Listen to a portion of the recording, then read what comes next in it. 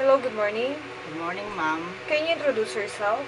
My name is Leonora Ranho Mangoba. I am 45 years old. I have two kids, one boy and one girl. I'm married. How old are your children?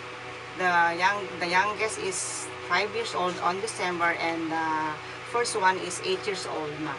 Okay, who's going to take care of them when you go to Hong Kong? My mother-in-law, ma'am. How many brothers and sisters do you have? I have 5 brothers, ma'am, and one sister, ma'am. You are the? I am the youngest, ma'am, number 7 of the Okay. family. Do you have an experience in working abroad before as a domestic helper? Yes, ma'am, I have in Malaysia and Hong Kong. How long did you stay in those employers? Malaysia, ma'am, 3 years. I finished my contract, and Hong Kong is 4 years, ma'am.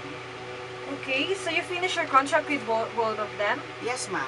What are your main duties in your previous employer? My main duties, ma'am, is taking care of the kids and then cleaning the house, washing clothes, and ironing clothes, ma'am. Why did you choose to work in Hong Kong? I choose Hong Kong, ma'am, because they give high salary and nice the people there, ma'am. Okay, do you know how to cook some simple Chinese food? Yes, ma'am.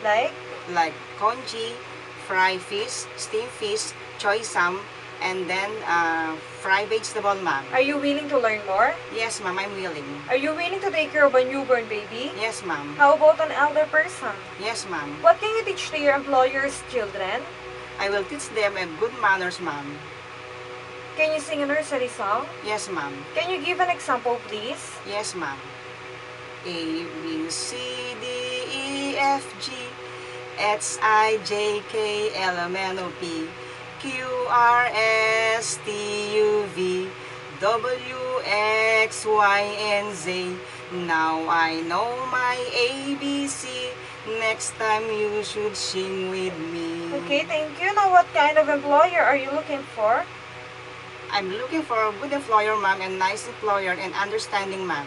Are you afraid of dogs and cats? No, ma'am. So you're willing to take care of pets? Yes, ma'am. What can you say about yourself, your attitude? I am honest, ma'am, and hardworking. Can you give a short message to your future employers so Yes, that they ma'am. will hire you? Yes, ma'am. Dear Madam and Sir, I will promise that I will do all my best to take care your kids and then cleaning your house and all the household chores. Okay, can you promise to follow the rules and regulations inside the house? Yes, ma'am. Can you promise to be hardworking and obedient? Yes, ma'am. I will. Can you promise to finish your 2 years contract? Yes, ma'am. Is that all? Yes, ma'am. Okay, thank you. Thank you, ma'am and sir.